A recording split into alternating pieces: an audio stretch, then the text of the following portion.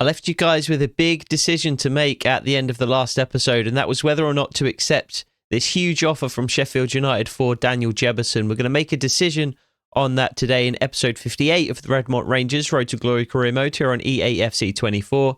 So let's get into it.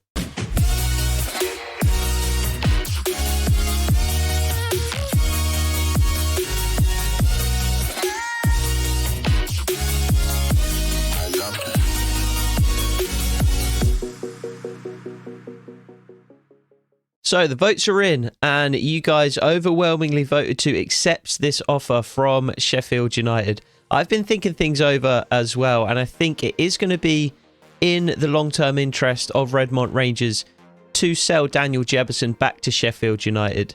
However, I'm not massively interested in Tom Davies. He's 28 years old.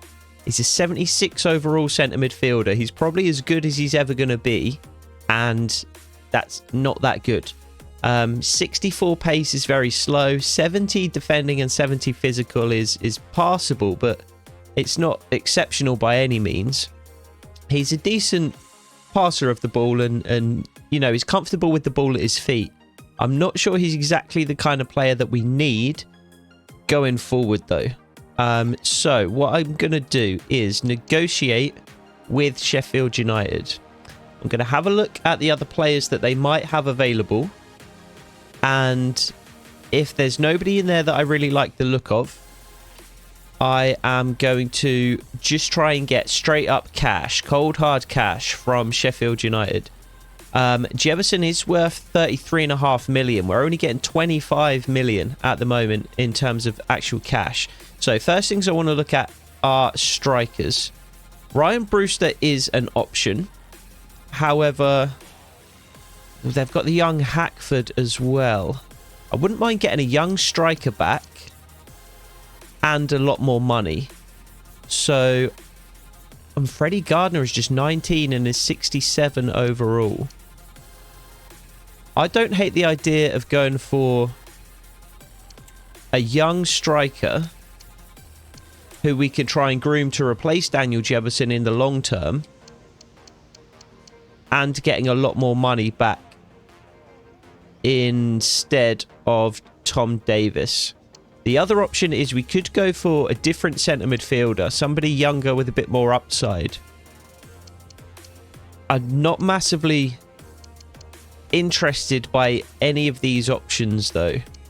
So I think what I want to do is try and grab Freddie Gardner and try and get, let's say, Freddie Gardner and something like 32.5 for Jebison. Can we sneak in like a 10% sell-on clause as well? Let's try and be cheeky just in case they sell him again. 32.2 with no sell-on clause. So what if we just go back to 32.5 without the sell-on clause? They're sticking at 32.2. The tension is red. I'm just going to accept that. So we get a young striker, 19 years old. He's not good enough for the first team at the moment, but it's certainly possible we could send him out on loan before the January transfer window closes. And 32 million is what we've got. So I think it's important to sell Jebison. I do agree that is what we should do. Not just because it brings in money for transfers, which we certainly could use, but more so because it's going to allow us to reinvest in the club. We still have 2 scouting slots open that aren't filled in the global transfer network. We also have some, you know, less than stellar scouts in the club at the moment as well. A number of the global transfer network scouts are just 3 stars. So we could certainly use an upgrade there. And our youth scouts are mostly 4-star as well.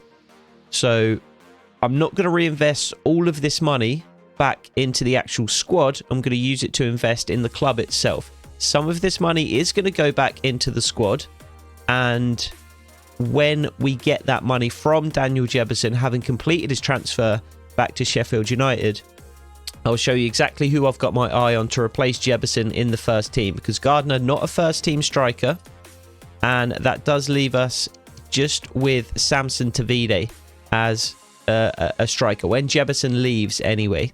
I've also got a plan in place already for what I want to do with the first team 11, because we're going to shake things up a little bit with Jebison going out. I think this is a good opportunity to you know, oversee something of a tactical revolution at Redmont, or maybe a tactical evolution more so than a tactical revolution. So once Jebison leaves, once we get that money in, we will we'll implement those changes that I have got in mind. So for now, we've just got a game against Preston North End to quick sim. We're going to quick sim both of the games in January to take us up to the January transfer window closing, and we lose against Preston. It's not what I expected to see there. Sheffield United win 3-0. So a less than ideal... Whoops, I didn't mean to do the angry response there for Shackleton. I just kind of pointed and clicked, but oh well, it's too late now. Not an ideal start to the episode in terms of results in the league. So we're going to have to look to improve that going ahead to Coventry. Portsmouth is going to be the game that we will play in this episode. And here we can see Gardner coming in. So that obviously means that Daniel Jebison is going to be on the way out very shortly, which means we're going to have to put a bid in for another striker. Gardner, we'll take a closer look at him in the squad hub and see what his ratings look like. He does get the number 9 shirt. He's not going to have that for very long. That is going to be ripped away from him imminently. Doesn't look the biggest either. A little smaller than Hans Newman himself, who's not the tallest guy. So we do get an A for that. 33.5 million was the market value, and the assistant manager thinks that was exactly the amount that we could get for him. As you can see on the right-hand side there, our squad does lack quality up front, so we're going to have to replace Daniel Jebison with a first-team option. Let's have a quick look at Freddie Gardner, though. So he's 19 years old, as we already knew. He has scored 3 goals in 9 games with 2 assists. And he's averaging 7.3 rating. So that's not bad at all. 5 goal contributions in just the 9 games that he's played this year is not a bad return. He is small. He's 5'9", but he's pacey. He's got a play style. Aerial. Interesting. He's 5'9", and has 67 physical, but he's got the aerial play style. He doesn't have particularly good jumping, and unfortunately we've taken a bit of a gamble here, and it looks like it's not going to pay off, because as you can see, each of his attributes just has a flat line next to it. It doesn't have an arrow pointing up. So Freddie Gardner is actually maxed out at 67. I mean, it's not the end of the world. We got the extra money that we wanted, 32 million.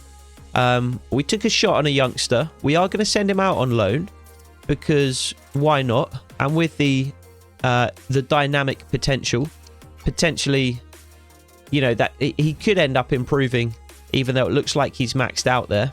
What we do need to do, though, is replace Daniel Jebison with a striker, and that striker is going to be Josh Sargent. So a couple of reasons for that. I mean, he looks good as a player, just straight up. 26 years old, 77 overall. He's got high work rates. He's got a 4-star weak foot. His attributes look good. 81 pace, 77 shooting, 83 physical. So he looks a really good player. He's a player that I like in real life as well, so I wouldn't hate having him on the team. One of the main reasons we're going for Sargent, though, is that secondary position. So he is a striker. He does play out on the right from time to time, though. And as you're going to see in just a moment, we are... as I mentioned, that tactical evolution that we are about to undergo here at Redmont, the versatility of Josh Sargent is going to be very, very important. So let's see what we can do in terms of securing a deal here. The assistant manager thought we could get something as low as 8 million. I'm going to try and give them 7.5 and just chuck in a small release, not release clause, sell-on clause. That would immediately take us down to 18 million, though. They want Matthew Garbett and 4 million.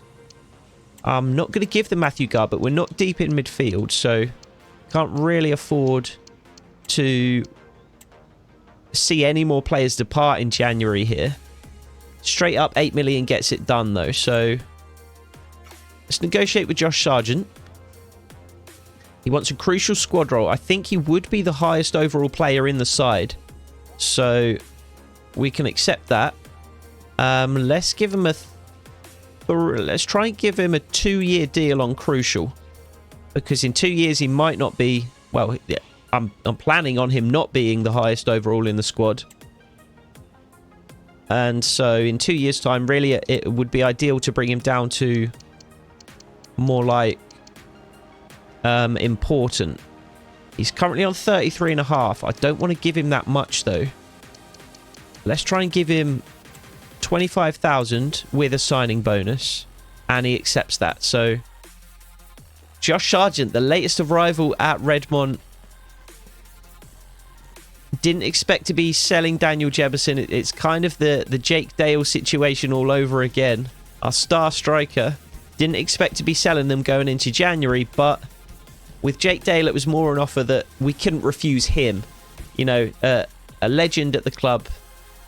We weren't certain that we were going to make the Premier League before he retired, so we wanted to, you know, give him that opportunity to play at the highest level by selling him on to Watford. This is more an offer that we can't refuse, because 32 million and a player, even if he doesn't turn out to be a great player, just the 32 million in itself is a massive coup for us, and that money is going to go a really long way. We get an A for Josh Sargent as well. Excellent deal. Best possible deal was 7.5. We did try and get him for that, but okay, so Josh Sargent is in. So what we're going to do is I am going to go ahead to this Coventry game, and I think now that all those changes are made, I think maybe I'll switch things up and I will play this game against Coventry. I had planned on quick simming it, but we've made all the changes that we need to make to the squad. We are ready to implement that change to the tactics that I have mentioned, so I think I'm going to set all that up and I will see you back here for this game against Coventry. So here is the new look starting 11 for Redmont Rangers going forward.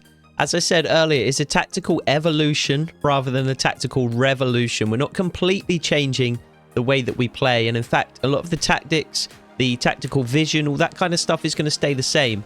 But we are changing the shape of the formation and of the starting 11. So we are switching really from a true 5 at the back to a 3 at the back formation. So Caleb Taylor, Jesse Cartwright and Burke Reeser are going to continue as our 3 centre-backs. However, Barley Mumba and Josh Key, whereas they played as true wing-backs before, they're now pushing forward into true midfield positions. So rather than a 5-2-3, we're going to be playing a 3-1-4-2. So kind of a 5-3-2 formation, but with wide midfielders who are set to come back on defence and, you know, serve the role of a wing-back essentially, but from a more forward position. We're going to be playing with 3 central midfielders, that means. So no 2 wide wingers, but 3 central midfielders. Matthew Garbutt, Jamie Shackleton and Alex Lowry for now. And that allows us to put Samson Tavide and Josh Sargent up front. So it's a development of the game plan and the system that we have been using so far, but we're intending to enjoy more possession in the games and more possession in the opposition half. This is a more aggressive, a more attacking formation, and I think this is really going to set us in good stead over the second half of the season to really try and push for one of those automatic promotion places. The reason I targeted Josh Sargent as our replacement striker for Daniel Jefferson is that versatility that I mentioned earlier, the ability to play right midfield. So this is going to be our standard game plan. We're going to set up in 3-1-4-2 for our attacking game plan as well, but with more aggressive tactics and instructions. What Josh Sargent's addition means, though, is that we can drop into a true 5 at the back formation when we need to defend a lead, or you know, when we need to defend, basically. So Josh Sargent will drop back to that right midfield role, Alex Lowry will push out to left midfield, where he is more than comfortable. Left wing is one of his secondary positions. Samson Tavide will be the lone striker. Shackleton and Garbett will be the midfield two. And then Barley Mumba and Josh Key will just drop back into fullback positions, as they have been playing for us so far. So it gives us a bit more flexibility in terms of our approach to the games. It allows us to, change our approach a little bit more depending on what the script of the game is dictating. And I think it's going to set us up really well, as I said, to really push for one of those automatic promotion places and get up to the Premier League this season. Once we're up in the Premier League, we might have to have a bit of a rethink, because, as I said, this is intended to be a more aggressive, a more dominant kind of formation and play style, and we're going to be outmatched in the Premier League if we, go up against the likes of Chelsea, Liverpool, Arsenal with that kind of approach. We did only get 25 million in our transfer budget for Daniel Jebison. I thought we'd get a little more than that. I thought we'd get closer to 30. It does leave us with 17 million though, so we do have plenty of money to allocate elsewhere.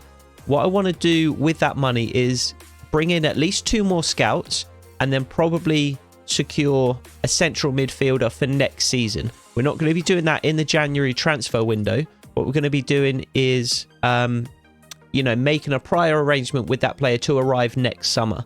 And we want to wait on that because we do need to see if we are going to be guaranteed a Premier League position next season, or whether we're potentially going to be in the Championship again, because that's going to dictate the caliber of player that we're going to need to bring in. So without further ado, quite a long introduction to today's episode. However, we can jump into this game now against Coventry City. So it is a home game at Redmont Arena. It's in the snow, interestingly enough. I've just seen that. So it's going to be a home debut for Josh Sargent. It's going to be a debut for the new system that Hans Newman is playing. And hopefully it's going to be a positive game and 3 points at the end of it. A goal for Josh Sargent would obviously be nice. It's the 3 points that's important though, especially since we dropped 3 points against Preston North End at the beginning of the episode. The pitch actually doesn't look too bad.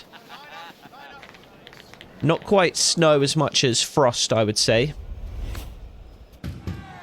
But certainly looks cold. And it's certainly going to be a difficult one up against Coventry. We are in the northeast of England, so this kind of weather is to be expected. And it is Samson Tavide to kick off what could be a new era in Redmont. A new style, Hans Newman adapting, kind of expanding his arsenal of tactics, his repertoire. We have been a fairly not one-dimensional team exactly. Oh, and already Josh Sargent is in, but he's offside. Really positive signs early, though. We played a fantastic ball through to Barley Mumba. Jamie Shackleton it was.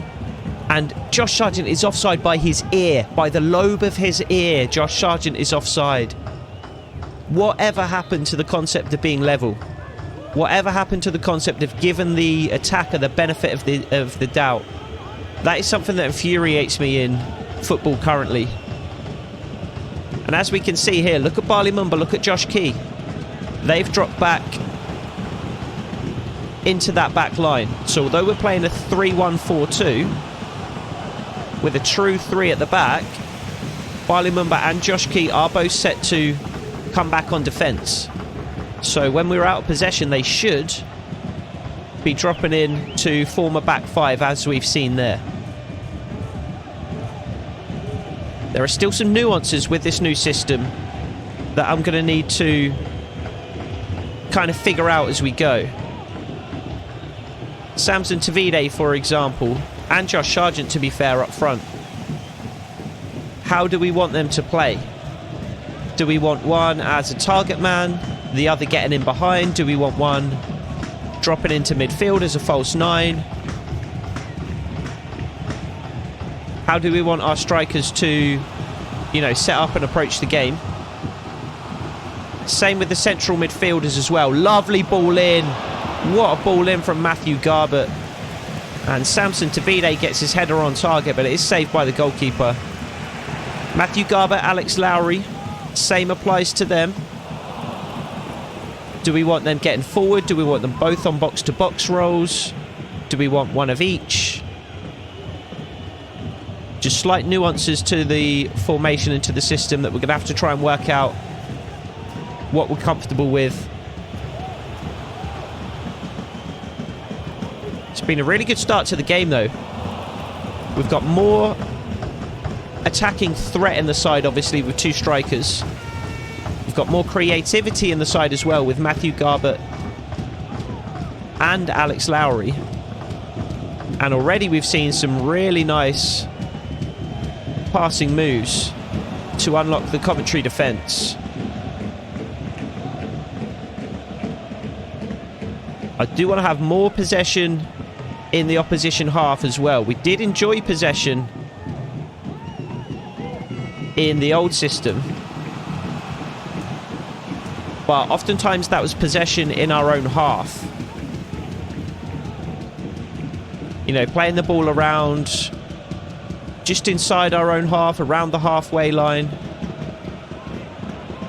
Whereas I want more possession in the final third of the opposition, which is what we are enjoying here. Oh, Jamie Shackleton just looking for Josh Key wide right. Unable to find him, and Coventry come away. Coventry are leaving players high up the field. That is something I've noticed in these early stages of the game. There's been 2, 3, sometimes even 4 Coventry players high up the pitch. Not quite pressing us too aggressively, but certainly in position to counter-attack if they do win the ball. So we're going to have to be wary of that. It's our turn to counter-attack on the right-hand side, though. Josh Key coming away with it. Matthew Garbutt looked for a moment. Might be in some space, but Josh Key just having to turn back towards his own goal.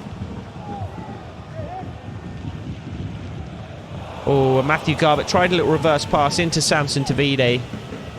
Again cut out by the Coventry defence, though. Just tried slipping it through to Tavide early again there, though. Probably should have just kept possession in that situation. We do have Jamie Shackleton set to stay back whilst we're attacking, so that gives us a little bit of cover as well for the back three, with Josh Key and Bali Mumba both much higher up the pitch now. Got to get a foot in here, and oh, Caleb Taylor does that initially. It does bounce back to the Coventry striker, though. That's a good save from Nathan Baxter in the end. He's done well to kind of keep his place as our number one. It looked for a while as if Roman Hewitt was going to surpass him.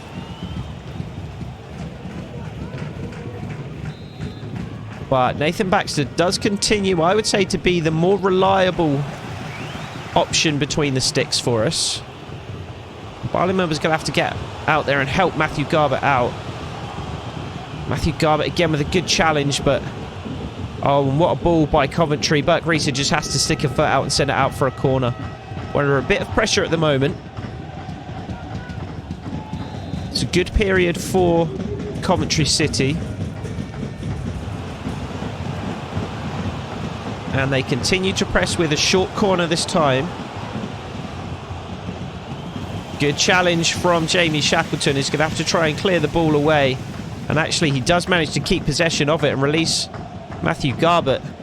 Josh Sargent with a run in behind. And it looks like he's going to get on the end of Matthew Garbutt's pass. Cuts inside. Strikes with his left foot. This is weaker of the two. Does get it on target, though. Forcing the goalkeeper to make a save at the Coventry end. That was a good breakaway. And we'll see what we can do for the corner. Daniel Jebison, a really good target from corners that we have now lost. Josh Sargent should be equally good, though, I would say. Or at least fairly close. A big, strong, athletic player, Josh Sargent. Very much fits the mould of what we've kind of established as a Redmont Rangers player. Lovely ball out to Bali Mumba. Tries to cut inside, but he is met by a Coventry defender. A little bit of space. See, here it would be where we would lay the ball off to Bali Mumba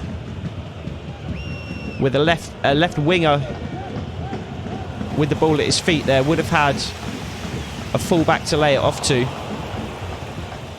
That is one of the differences in the two systems. We're not going to have those 2-on-1s out wide anymore. We are going to be stronger in the centre of the pitch, though. There is give and take with every system. Jamie Shackleton does well to come over and cover for Bali Mumba, just allowing all of those centre-backs to stay in the penalty area and protect against a cross. Caleb Taylor's going to have to try and put a foot in, and he can't. Nathan Baxter makes the save. The shot was straight at him. Disappointing defending from Caleb Taylor, though. We needed to deal with that a little better. I sent Alex Lowry on a run there, and I probably shouldn't have. I needed him in that position to pick the ball up, really. Oh, and that's a poor pass from Caleb Taylor. He's not had a good game so far. Defensively, he's not been great, and he's given the ball away on a couple of occasions now.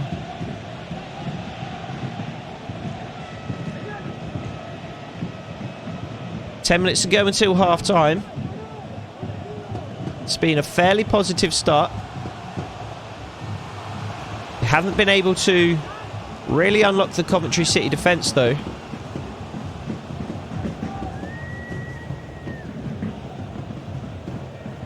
I mean, the system is working as planned. We're having lots of possession. We are creating some fairly good passing moves. And Bali Mumba's going to get in and have a go here. Oh, and he hits the post. Falls to Josh Sargent, who puts it in. Is he onside? The assistant's flag stays down, and it is 1-0 Redmont Rangers. And the two former Norwich City players combine. Not in an orthodox way, but via the post to put Redmont Rangers ahead. And it is the debut man, Josh Sargent, who gets on the score sheet first. Bali Mumba with a fantastic effort, just cut inside off that left-hand side. Curled a shot away to the far post, and it hit the far post. Bounced back into the path of Josh Sargent, who was first to react. And he puts it into the empty net, past the goalkeeper, who was still on all fours, trying to recover. So shortly before half-time, we do take the lead, and this is the perfect time to drop into that defensive game plan. So we've got about, a little more than 5 minutes, plus, including stoppage time, rather, to see out. So we're going to drop into that true back five, a flat midfield four, with Josh Sargent on the right, with Alex Lowry on the left, and we're hopefully just going to be able to see this half out and get to the break with a 1-goal lead. Samson Tavide, the lone striker now. That is a role that he can play. He is, big and strong enough to be something of a target man, to play the ball into his feet and to wait for support to arrive. He is fast as well, though. Another big, strong, athletic player.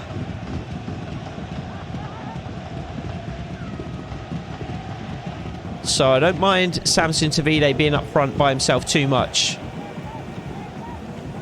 Oh, and Josh Key does unfortunately run the ball out of play there.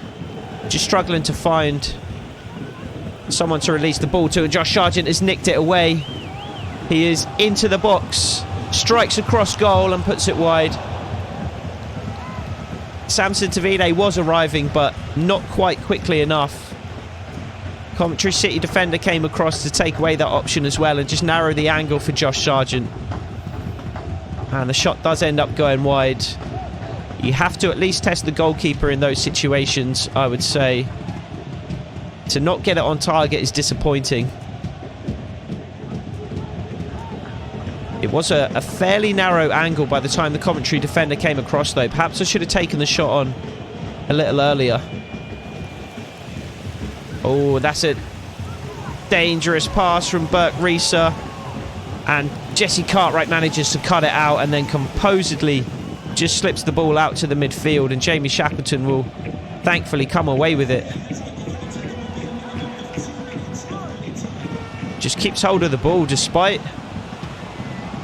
the Coventry City midfielder pressing him the entire way. Just does a really good job again to show some composure, to keep his head and keep possession for Redmont Rangers. We certainly do invite far more pressure in this defensive game plan. So I really do only want to use it when we have a lead that we really desperately need to protect. And that was the case there at the end of the first half. Josh Sargent putting Redmont Rangers ahead late in the half there. And we do manage to hold on to that lead and go into the halftime break 1-0 up. So positive signs, I would say, so far from the new system. Barley Mumba is getting a little tired, but I don't think we need to make a change just yet. We are going to go back to balanced as we come out for this second half. We obviously don't just want to try and defend the 1-goal lead for the entire game. I think it was important to get to the half-time break a goal up. But we certainly don't want to be sitting back and defending for the next 45 minutes. We want to go out, we want to double the lead, we want to make it more comfortable. We're not doing that for ourselves here though, and Burke Risa unfortunately lets the Coventry City attacker get inside him, and we're being reckless, dangerous with the ball in our own half. Samson Davide with a run into the left channel. He does have pace. Does he have enough to beat the Coventry City defender? Not quite. He does manage to get the rebound back into his path though. Again, dealt with by Coventry one way or another. It didn't really look too safe and secure there, but they do manage to deal with it and clear the ball away from danger.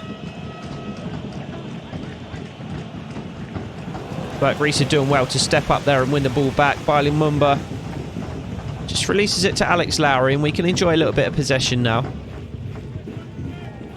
Coventry do have those 3 attackers high up the pitch though. This is what I was talking about earlier on. They have got a very clear and defined line of 3 players high up the pitch. Samson Tavide again making a run into the channel. He's just going to whip it in for Josh Sargent. Not too much else on there. I think it was Sargent who got the last touch, and it just looped up into the air for the goalkeeper to collect. Samson Tavide really going to have an opportunity to show what he can do in the second half of the season then. We're putting a lot of faith in Samson Tavide. I wouldn't say it's necessarily faith that he's earned just yet as a Redmont Rangers player. We brought him in with high hopes. The athletic profile was certainly what caught our eye. And we brought him in with the hope that he would develop technically to go alongside his athleticism.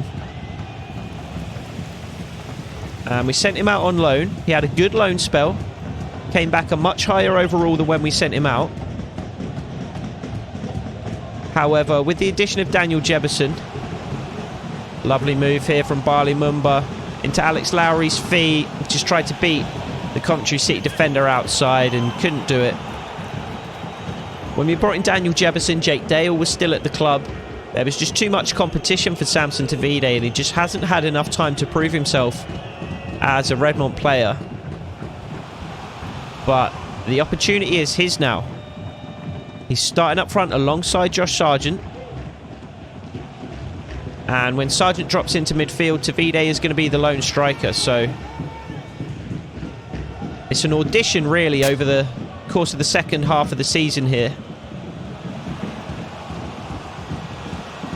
Lovely play from Redmont Rangers. That cross went all the way through to Josh Key.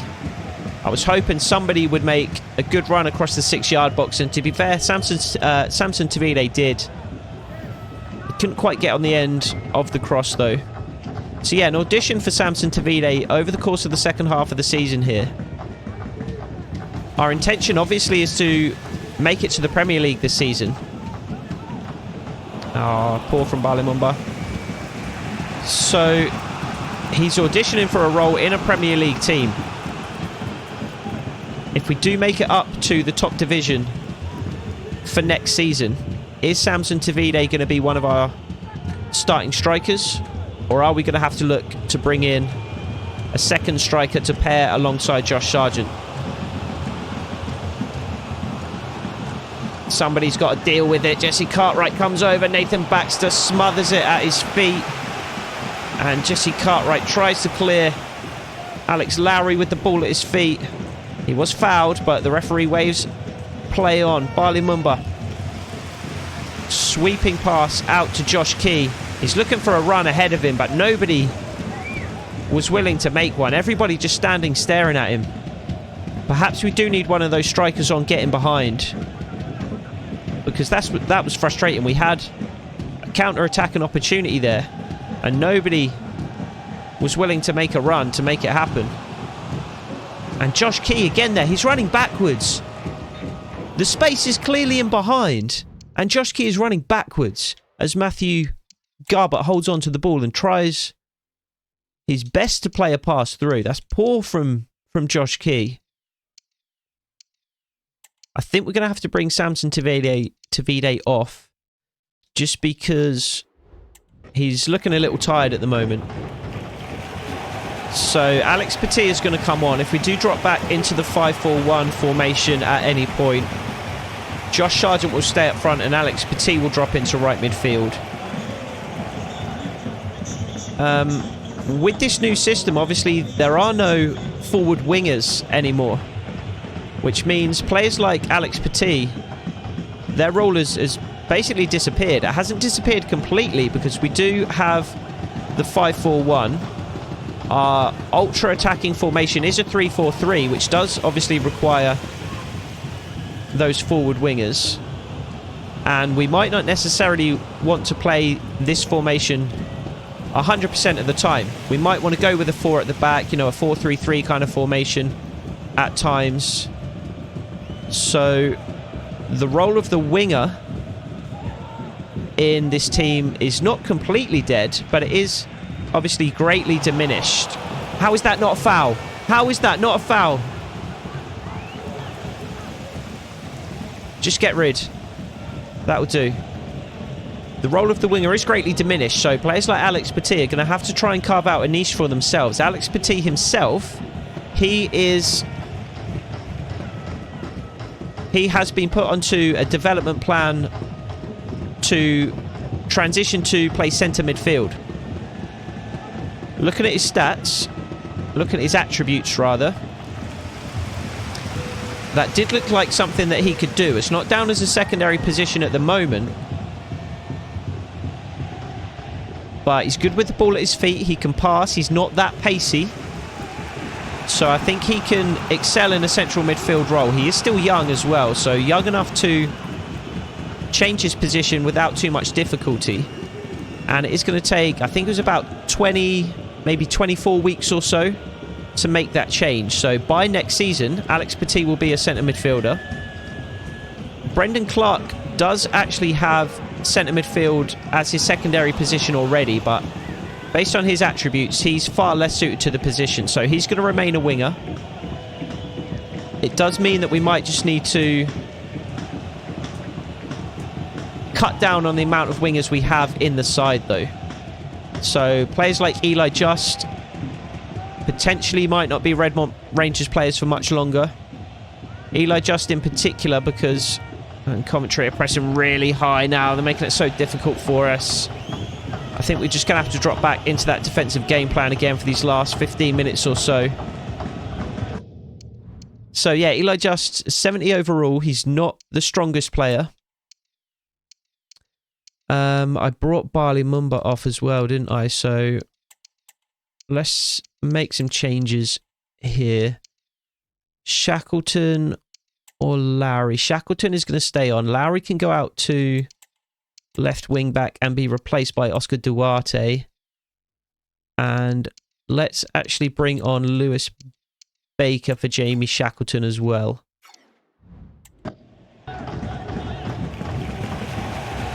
So, yeah, Eli Just, 70 overall, not the strongest player. Potentially, he could play a role in the Premier League side. But I think if we were to go up to the Premier League, just based on the change to the system that we've made, and the fact that Eli Just is one of the weaker players we have at the position, Eli Just maybe would depart from the club and we would keep Brendan Clark as a winger. Keane Lewis-Potter, obviously, it's less likely that he'll return on a permanent basis after his loan spell now. We have to go out and meet the ball. Thankfully, the Coventry City player fires wide. 10 minutes to go. We've dropped into that 5-4-1 again, and I do just want to defend this lead. I wanted to make it 2 in this second half, but it just hasn't happened. So we're just going to have to try and protect the lead again for these last 10 minutes or so. Obviously, if an opportunity presents itself, we're not going to turn it down.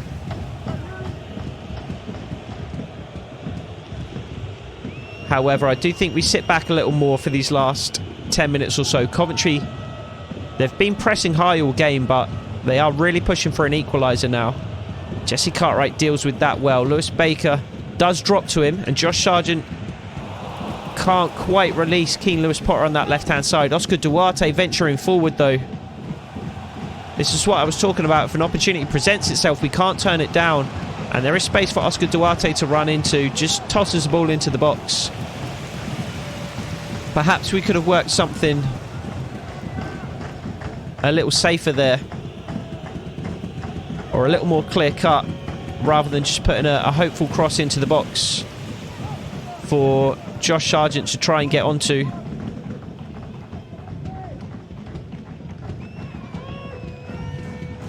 Lewis Baker with a nice ball up to Josh Sargent. Spreads it wide for the run of Josh Key. Alex Petit is running in behind, and we have taken... The ball did take a fortunate deflection for us. Couldn't find room to get a shot off, though. Josh Key just manages to keep the ball in play.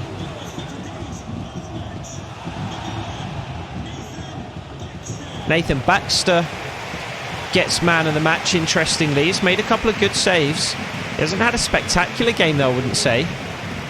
Josh Sargent with a bit of space to drive into. Can he get a shot off? He can, and he doubles the lead. What a goal from Josh Sargent late in the game. 2 goals on his debut for Sarge. And it's a fantastic second goal. And that secures the game for Redmont Rangers. This could be our new hero, our new cult figure at Redmont. It was Jake Dale, the number 9. For a brief time, it was Daniel Jebison.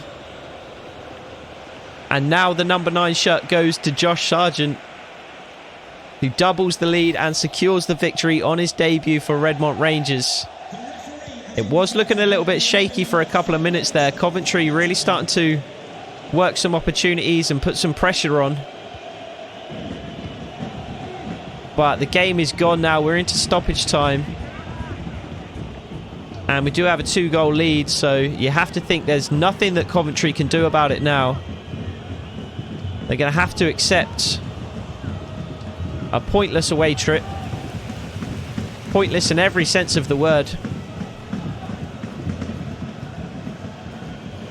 We do have another change that we could make. I don't think I'm going to bother to make it, though, since it is so late in the game. And there goes the referee's final whistle. It's a 2-0 win for Redmont Rangers. Both goals scored by the debut man, Josh Sargent. And we dropped points against Preston North End at the beginning of the episode. But we've gained all 3 here. And we're going to round out January. Well, we'll see where we're going to round out January. Are we going to be in an automatic promotion place? Only time will tell. 50-50 possession. Slightly more passes from Coventry City. But we created more opportunities. We created better opportunities. Bournemouth lost 2-0 to Watford. Wonder if Jake Dale got on the score sheet there. That's a great result for us. Josh Sargent, could we have guessed he made such an impact on his debut? He's already made his mark, but I think there will be more to come. So we've got our pick of the answers on this occasion. Normally none of them make sense. This time they all made sense. And Sargent already is the star man. I couldn't have asked for more from Sargent today. What a debut. What an impact he's made already. A really good addition, I think, to the side. Let's see where we are in the table then. We are not back up into an automatic promotion place yet. However, we are just 3 points behind Sheffield United. And, 8 points behind Bournemouth in first. So, Brentford are unhappy that King Lewis Potter isn't playing too much. So, it might be that I'm going to reject this one just because I don't think he's going to play at Luton Town. So it might be that Brentford end up recalling Keane Lewis Potter and we don't have him for the remainder of the season, and it happens immediately. So Keane Lewis Potter has returned. Norwich want Gardner on loan now to replace Josh Sargent. That's not going to happen. I don't think we need to replace him though, to be honest. This is the starting 11. And then we have got... so, I mean, we could do with an additional striker, to be fair. If we are sending Gardner out on loan, potentially we just keep Gardner then and not send him out on loan. But we've got a centre-back, a full-back, 2 central midfielders, a winger and a striker on the bench. And then 2 wingers in the reserves. Petit is going to move to centre midfield though. So let's treat him as a centre midfielder for now, since he is on that development plan. And it would be best to get him playing there as quickly as possible. So let's actually put him on the bench over Powell. So we've got a centre-back, a centre midfielder and a winger in the reserve. So I actually like the squad exactly as it is. I am undecided though whether I want to keep Gardner or send him out on loan and try and bring in a different... I think it's easier to just keep Gardner and just have him as a backup. We've brought him in from Sheffield United. Let's at least see what he can do. He's obviously the third in the pecking order, so let's remove him from the loan list and let's just keep him as a Redmont Rangers player. Again, kind of similar to Samson Tavide. He's on a bit of an audition. Not for a starting role really, but just for a squad role. So don't make me regret my decision, Freddie.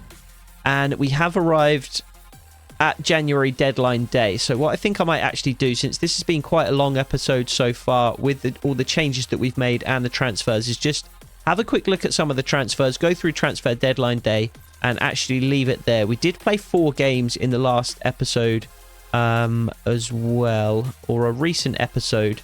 So we'll cut down to 2 here and we will head into February in the next episode with games against Portsmouth, Swansea and Millwall. So let's take a quick look at some of the transfers that have taken place in this transfer window so far. Let's just take a look at the most expensive one. So Valverde from Real Madrid to Paris Saint-Germain. Arsenal grab a £100 million striker. Martinez grab a 90 million left back from Girona. Interesting. Almada goes to Bayern Munich. That's huge money for Atlanta. Barella. We've got Torres going to Arsenal as well. So they've splashed the cash in January, securing a striker and a winger. Martinelli to Paris Saint-Germain is what gave them the money to do that. So Bernardo Silva to Inter Milan. Darwin Nunez goes to Real Madrid. So potentially kicked on in this particular save and become that world-class striker that he could be in real life. Ansu Fati to Spurs is an interesting one. Kimmich also to Spurs. So potentially we might see a Tottenham player here that's left the club, allowing them to spend 150, 160 odd million there on 2 players. Konate to Aston Villa. do we see... Oh, Hakimi has left for Real Madrid from Arsenal as well. Upamecano has left Arsenal. Arsenal making big changes. This has been a huge window for Arsenal. Did Newcastle... Tottenham was the team. And they've bought a striker as well for almost 60 million. How have Tottenham afforded to make this many transfers in January? Nicholas Jackson's on the move to Real Sociedad. His Chelsea career hasn't worked out. I don't see Tottenham in here anywhere. Pau Torres to Newcastle was one that I saw fairly recently. Bournemouth making their own big sale in January. And Bentancur to Real Betis for 50 million. So that accounts for some of the money. Gabriel Jesus to Everton is a really interesting one. The Premier League, if we do get there next season, is going to look really, really interesting. Let's advance through the deadline day then. I don't expect any more arrivals or departures for us. I think our squad is set. Barley Mumba, a transfer offer of 8 million from Salzburg, is going to be rejected outright. There's no way. He's just arrived at the club. Salzburg, not a particularly big club. 8 million, not a massive offer. We can comfortably reject that. So we are putting a lot of faith in those strikers, particularly in Samson Tavide, but also in Freddie Gardner, to play a bit of a role for us over the second half of the season as well. And Alex Petit is rumoured to be out on his way to Feyenoord. Again, I think I can reject that one.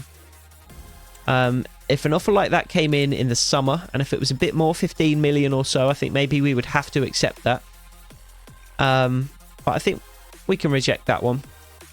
Szoboszlai leaves to Frankfurt, interestingly. No other massive deals on deadline day, though. It looks like all of the big business has been done already with those moves from Arsenal and Tottenham and Paris Saint-Germain. So, deadline day does come and go without event, really.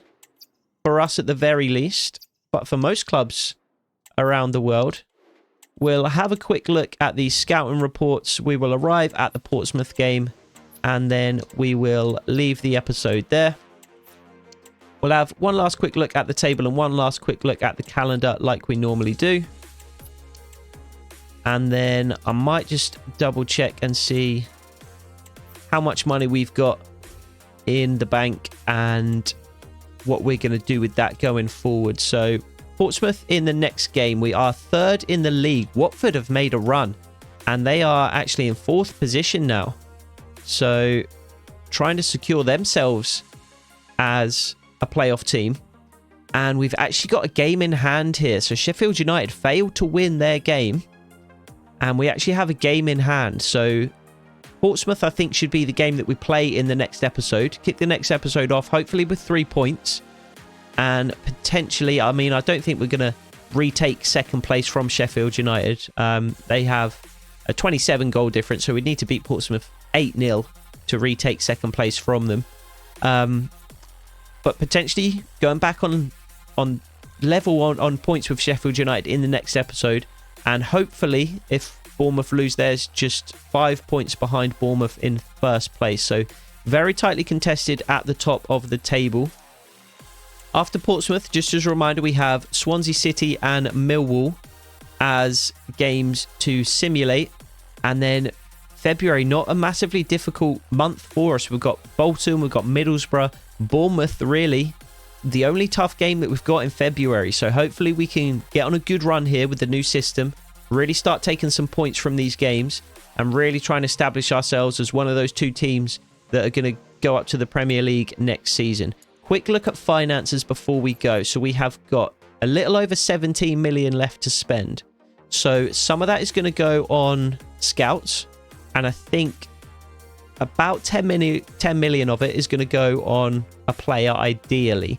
So I'm going to get some scouts out looking. I'll probably bring the scouts in first, send everybody out, get somebody looking. And I think central midfield is probably going to be the position that we look for. We're going to have Jamie Shackleton leave We need, and we're not particularly deep at the position anyway. We are now playing 3 centre midfielders as well. So that is an area of the team that we really need to target to, you know, A, improve, but then B, strengthen in terms of depth as well. So we'll get stuck into that in the next episode. I hope to see you there. Take it easy.